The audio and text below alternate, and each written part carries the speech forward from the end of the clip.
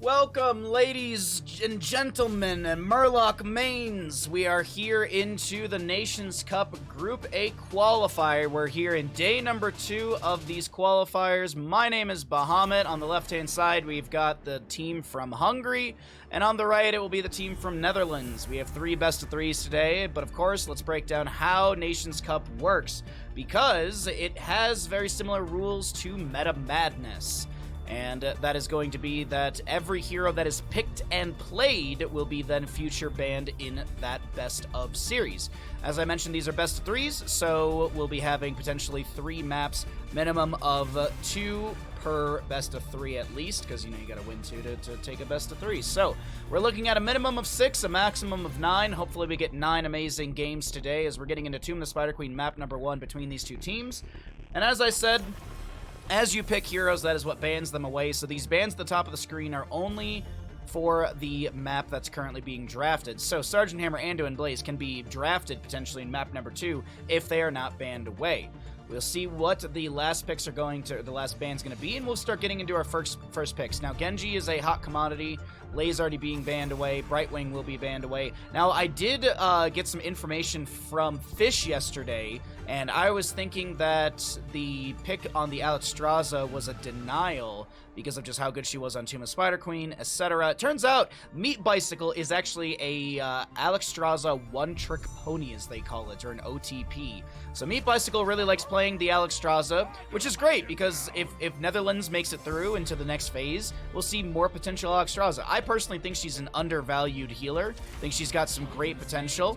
And I also think that, you know, she's map dependent. Like, she's better on certain maps than others. I would say that she's better on an Infernal, Tomb, Volskaya Foundry, maybe even Towers of Doom, but maybe weaker on things like Battlefield of Eternity or like Hanamura Temple or maybe Dragonshire. But right now, let's go ahead and see what we have. Actually, honestly, Dragonshire would be fine. But anyway, sorry, my apologies. There's the Alexstrasza. Will we get the Mephisto synergy early on?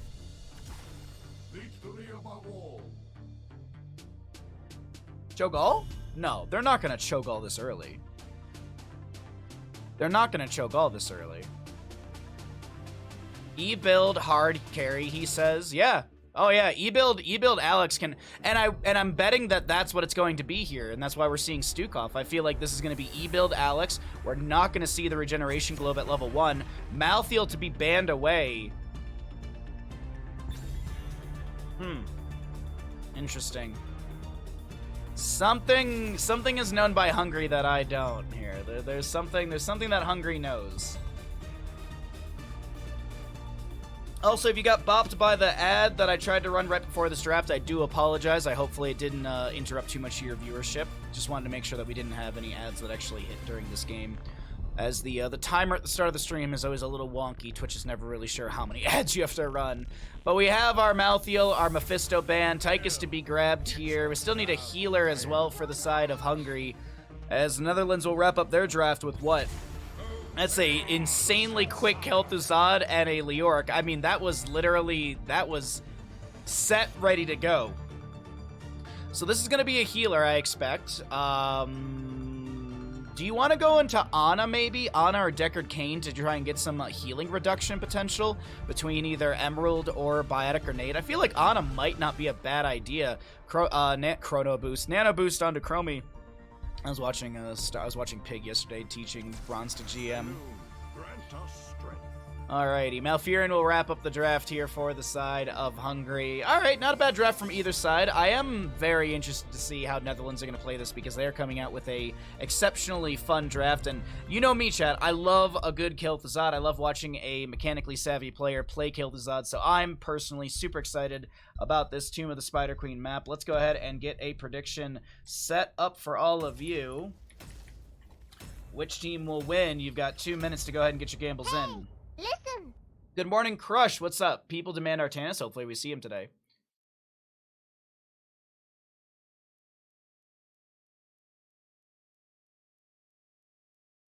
Glorified Scout Pilot. Ooh, ouch.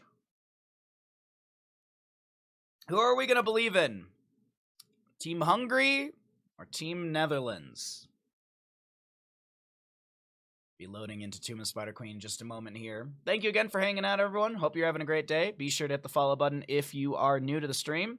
And that will also, if you are lurking and you're new to the stream and you want to get some predictions in, if you do follow, it does give you a chunk of channel points. So there's maybe a little incentive for you to hit that follow button. On the left-hand side, we've got Team Hungary. We've got Wolvie on the Joanna, Gregorius on that Tychus. We've got Grindin on that Chromie, Marmot playing the Dahaka, and Holstar on this Malfurion. To the right-hand side, we are looking at Kel'Thuzad doing I don't know what. We got Mindhawk on Kel'Thuzad. He's dancing with Mr. Bigglesworth. That is your Team Netherlands Kel'Thuzad. Haigao on the Stukov. Meat Bicycle play the Alexstrasza. Fish on the Leoric. And Ucky playing the Hogger. We have E-Build Alexstrasza, as it was foretold in Twitch chat.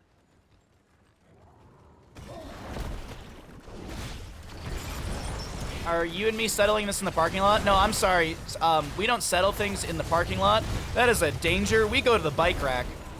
Because if we do in the parking lot, someone could get hit by a car. But if you go to the bike rack, I mean, the worst case scenario is you get a little bit of tire burn from someone's bike.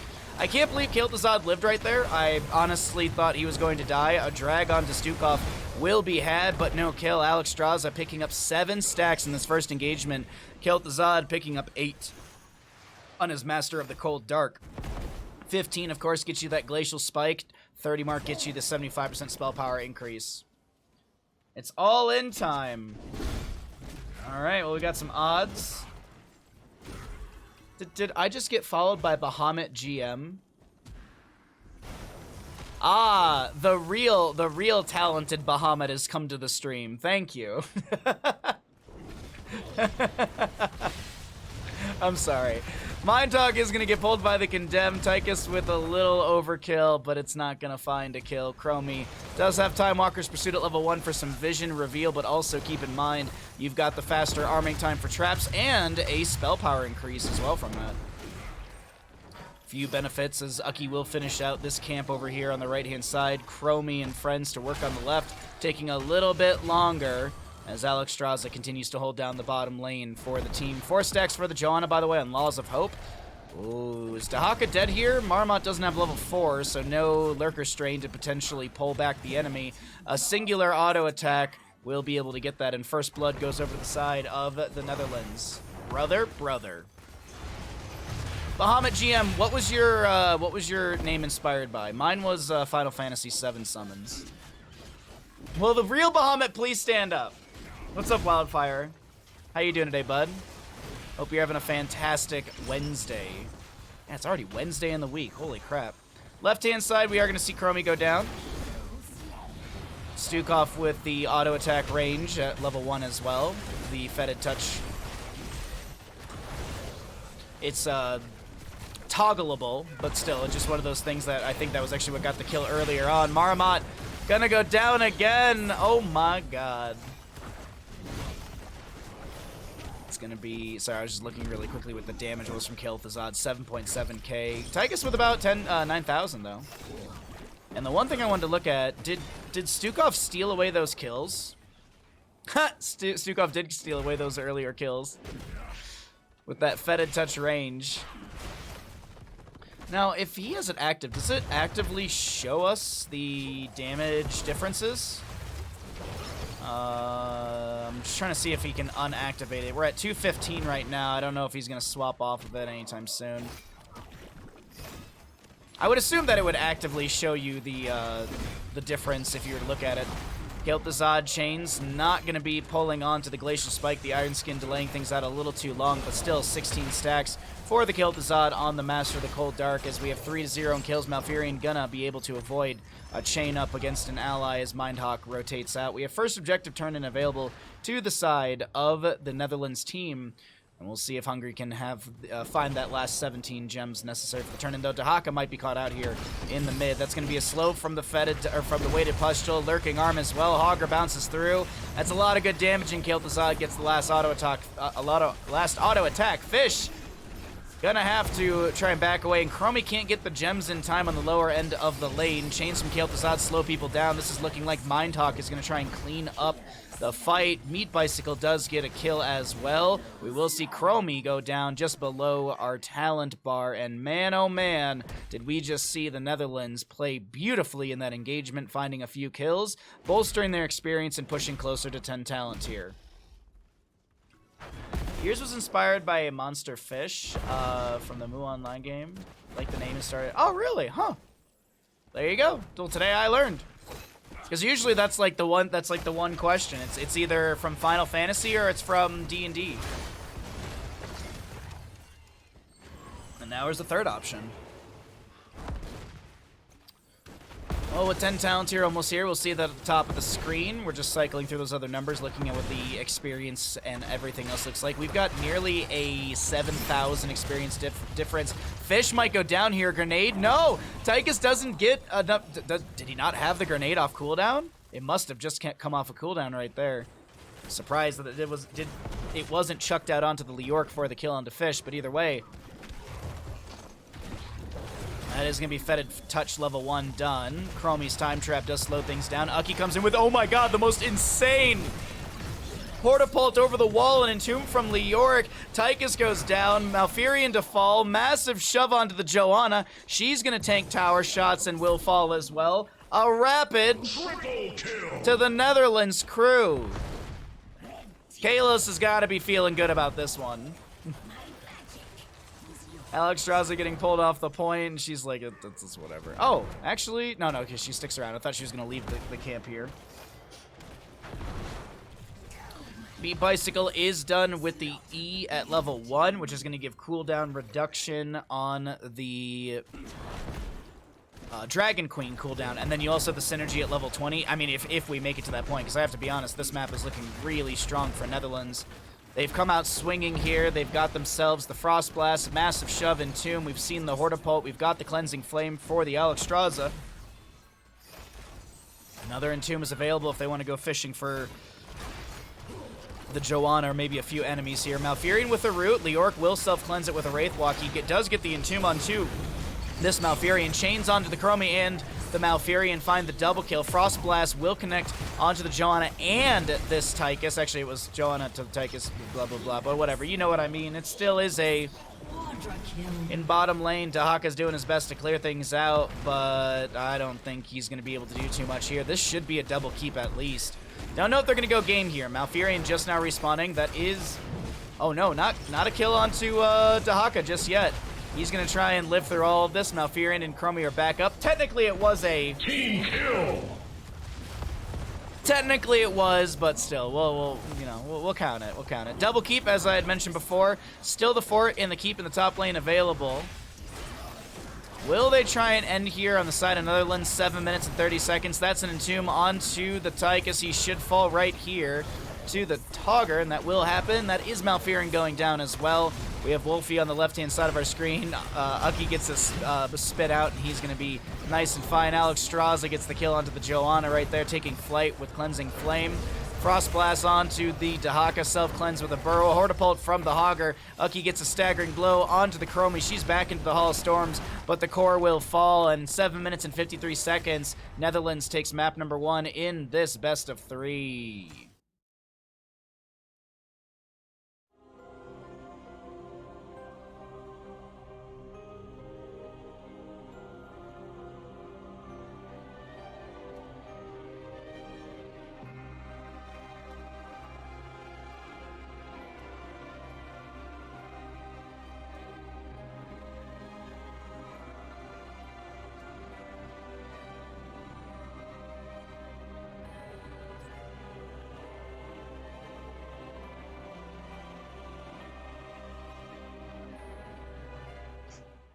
Welcome back into the Nations Cup, ladies and gentlemen. My name is Bahamut. You've got our third commentator in the background, Copper. He's squeaking on a toy that we may take away at some point. But let's go ahead and get into Battlefield of Eternity Draft, as we have already seen Tomb of the Spider Queen. As a reminder, since Dahaka, Joanna, Tychus, Chromie, Malfurion, Hogger, Alexstrasza, Stukov, Kael'Thuzad, and Leoric were played, that means they are banned away. They are no longer needed to be banned out, and they...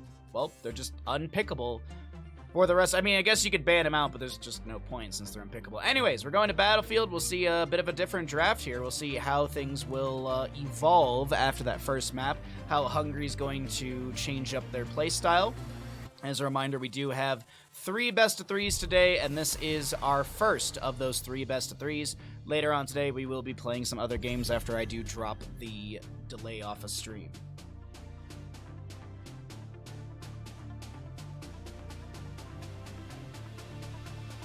Otherwise, hope you're all having a good day, and hope you're ready for some great Here's the Storm action. Sylvanas banned away immediately. Junkrat out of here as well. We'll see what kind of shenanigans will be built up around Battlefield of Eternity. Will they go purely race? Will we see 5 bruisers? I mean, it's a strong possibility. You could go Artanis, Diva, Imperius, Malthael, Ragnaros, Sonya. Easy peasy. That's an easy win right there. Maybe grab Urel. Maybe grab Urel actually in there, somewhere in there, because you can get like Hand of Freedom and stuff. Seraphim at level 20. Alright, Sylvanas, Genji, Junkrat, and Uther. What is the starting draft pick for Hungary? Keep in mind the top 2 teams from each of the groups will be going into the second European qualifier. So we will finish out Group A today, and we start Group B tomorrow. Group B will take place on Thursday and Friday. Saturday will be Group C, and Sunday will be Group D. It is time. Zul first pick for the side of Hungary. I like it. And that is an immediate Sergeant Hammer Zarya. Oh, that's scary. That's awful. That's horrible. The Netherlands was just waiting. They were just like, you know what? Yeah. Netherlands was just like, yeah, we're gonna hammer this, and we have Zarya already. Well then, okay, so we gotta figure out a way to get into Sergeant Hammer. Is there a consideration for an early Medivh? Alright, Artanis. There is the self-cleanse at level 4. We also have, cleansing barrier is actually on yourself, so never mind. Garrosh gotten rid of. Okay. Are they considering a Diablo for defense? I don't feel like they're going to even consider a tank. Well, I mean, they do have a tank. They've got Sergeant Hammer. Garrosh being banned away. I mean, he's a great hero to step up and just go into Sergeant Hammer. What else would you want to ban? Lieutenant Morales. Okay, looks like we're gonna get rid of the Terran factor. No Morales, but what else do we build around the Sergeant Hammer? Is there a Urel for the displacement and control? Do we go early? You know, do we grab some Murky? What are we doing?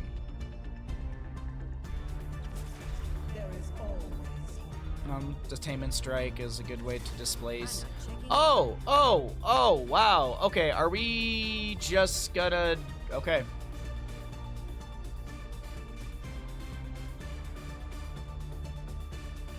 Are they just gonna play, like, all around the hammer? Or are they gonna grab an actual solo laner? Because right now, I mean, they've got this defend the hammer, keep the hammer alive sort of on Ariel's... Yeah, there's the Medivh. Oh, man. I don't know. This feels a little haphazard from Hungary in the response. What are we going to get from this last pick? I don't even know what to expect from Netherlands at this point. They'll either just chill in one lane as a 5-stack, or they actually will get a solo laner to go up against Artanis or Zul in the solo lane.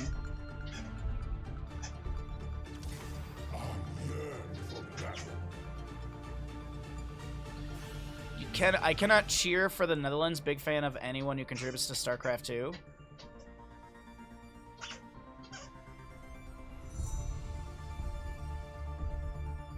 Alright, let's swap into the casting screen.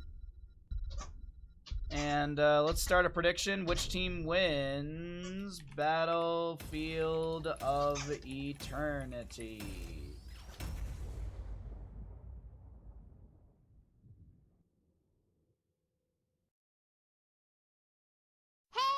Listen! Gamble has begun.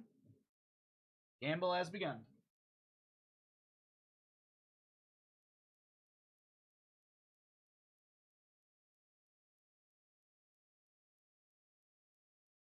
Alrighty, also stab. Indeed, there is also a stab. You know who contributes to StarCraft 2 chess? Artanis. Does he really? I don't believe you.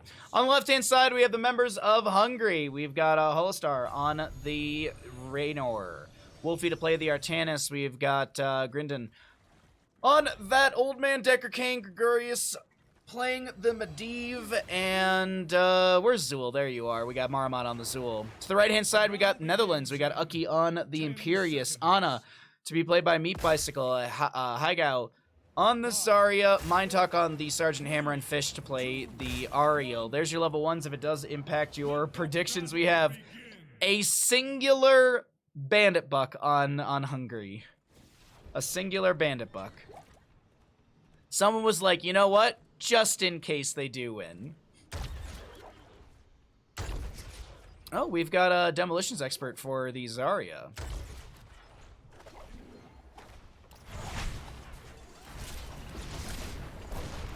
Artanis going in for a potential Blade Dash, Phase Prism. That Ariel's taking a ton of damage, but she'll get the self-heal immediately with the Hat on Hammer. That is just constant hope being charged up. Protection status from Medivh does save the Raynor right there from the splash of Sergeant Hammer.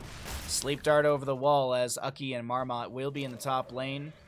Oh, Pleb Horse, come on, bud. You can do better than that. Oh, I guess there was a double kill in bottom lane while we were looking at horses in top. Don't mind me. Just being quality and a observing.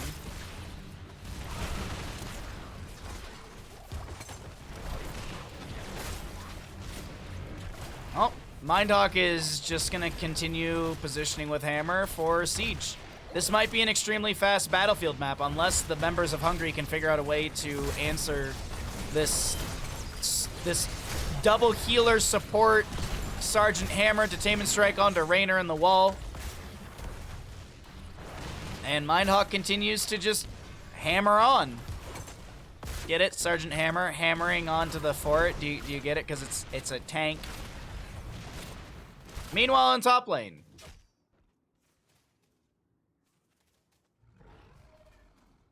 Back in bottom.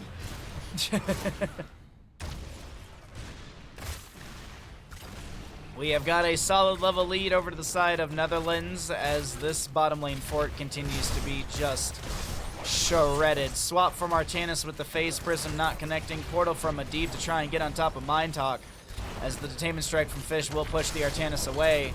Artanis with the reactive parry at level 1. I love the Deckard Cain trying to just auto into Hammer while Hammer ignores the old man taking down the fort. I love that. Sleep Dart and Zarya gets the kill. That's going to be a Detainment Strike onto Wolfie, but it does not get any... Oh my god, Sergeant Hammer boosting in, body blocking Deckard Cain. And it continues through bottom.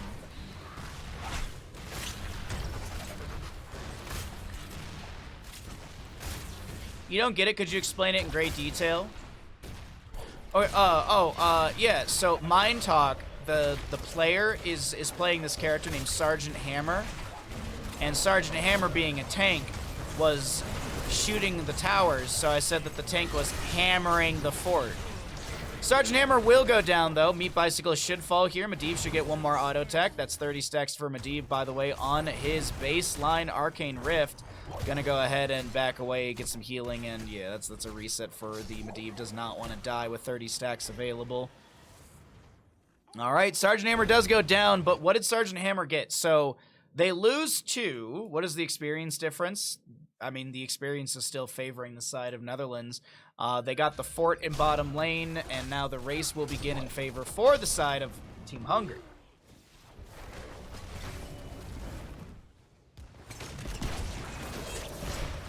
I don't see a world where Uki lives here. Meanwhile, back in bottom lane, Sergeant Hammer did go for the Siege Tactics at level 4 and graduating range at level 7. Really? Not Hover Siege, graduating range.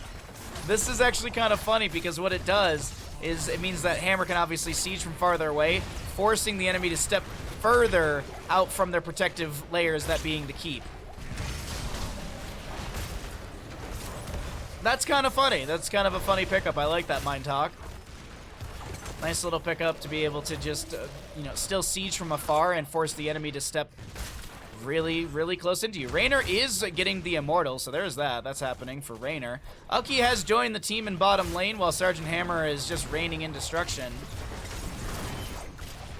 Another swap from Artanis, but Mindhawk has that self-cleanse from level 4. We do have Medivh finishing out stacks, so it's time to turbo feed. The Immortal goes into bottom lane. Zarya's also done with Demolitions Expert. I didn't really notice this at the beginning, and it's my fault. We have Vampiric Rounds for Ana as well. Oh, we have the Vampiric Rounds for Ana as well. I just didn't even see that. 19 stacks currently. Hey, you know what? If we make it to level 20, we'll see some dynamic optics, I bet. Celestial Charge from Uki. That is Medivh going down, but he will not lose the stacks, as Zul is going to try and use his blue build to just scythe his way through the enemy. Swap from the Artanis this time. Unstoppable. Mindtalk was able to boost away, but the Zul is the one who still falls. The Immortal sieging in through bottom lane is going to take down the keep front gate, or the fort front gate. Sergeant Hammer graduating range will actually needs to be moved a little bit closer here for Mindtalk repositioning. 5 seconds on the Zul. We are nearly 6 minutes into game, and this keep is about to fall.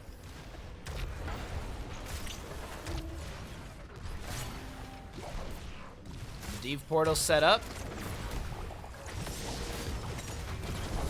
Another swap attempt from Artanis. He is going to be able to get the portal in time. Root on to Uki and does go down to the Raynor. The Immortal will take down the fort in the bottom lane, I do think. Raynor, though, does get traded in this moment. 4 to 8 in kills. 10 talents here, almost here, favoring the side of Netherlands. Meat Bicycle getting chased by Zul. Wolfie is a little low. We have just little, like, 2 fights breaking out right now. Ana's going to just drop a biotic grenade down onto Maramat. Sidestep the Spectral Scythe. Sleep Dart. And so Sergeant Hammer's going to take down the keep. Expulsion Zone.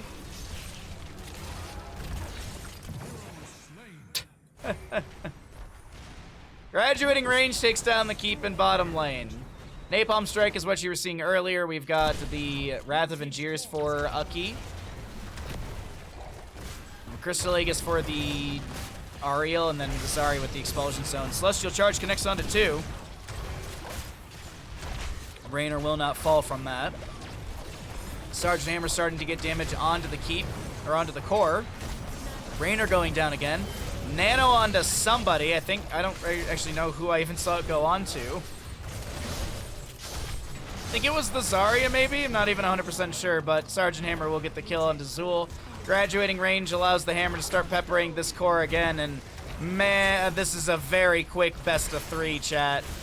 This is a very, very quick best of 3, and it's going to be going over to the side of Netherlands. This will be Netherlands with a, I think this is their first victory. No, this is their second victory in the round robin, right?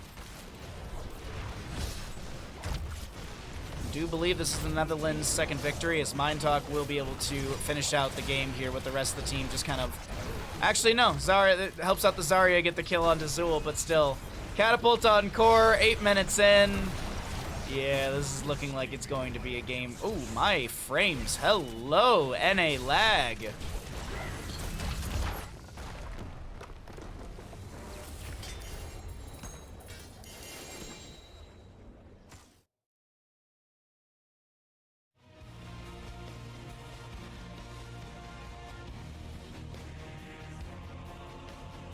Whew. Speed ran.